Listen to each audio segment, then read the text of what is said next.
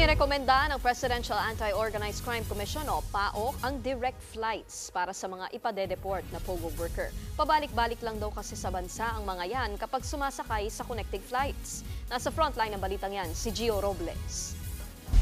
Halos 2 buwan matapos ang palugit ng gobyerno laban sa ilegal na operasyon ng Philippine Offshore Gaming Operators o POGO sa bansa, marami pa ring nahuhuli ang otoridad na lumipat lang ng mga establishmento. Ayon kay Presidential Anti-Organized Crime Commission spokesperson Winston Casio, pabalik-balik lang daw sa bansa ang mga nahuhuling Chinese kahit ipadeport. Kaya ang suhestyon ng PAOC, ipadeport sa pamamagitan ng direct flights ang mahuhuling Chinese nationals at pagbawalan silang makaalis kung sa connecting flight sila sasampa.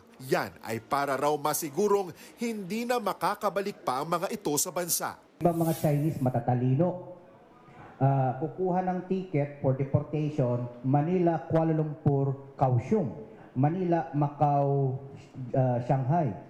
Pagdating ng Macau, pagdating ng Kuala Lumpur, hindi na pumapasok doon sa connecting flight pauwi ng China. Bakit direct flight ang gusto namin? Pagdating nila sa China, pag-apak nila doon, nag-aantay yung Chinese police.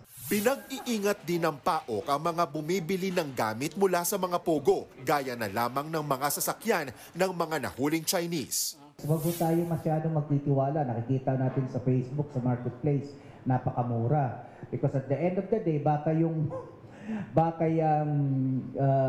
Alphard na yan, Lexus na yan, nagamit yan halimbawa sa kidnapping, nagamit yan sa human trafficking, babawiin pa ng gobyerno yan.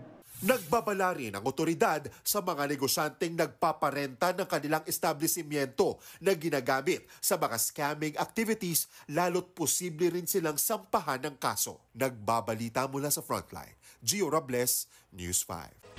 Mga kapatid, Nikki de Guzman po, iba na ang may alam at may pakialam sa panahon ngayon. Para sa tuloy-tuloy na balitaan sa Frontline kahit weekend, mag-follow at mag-subscribe sa social media pages ng News 5.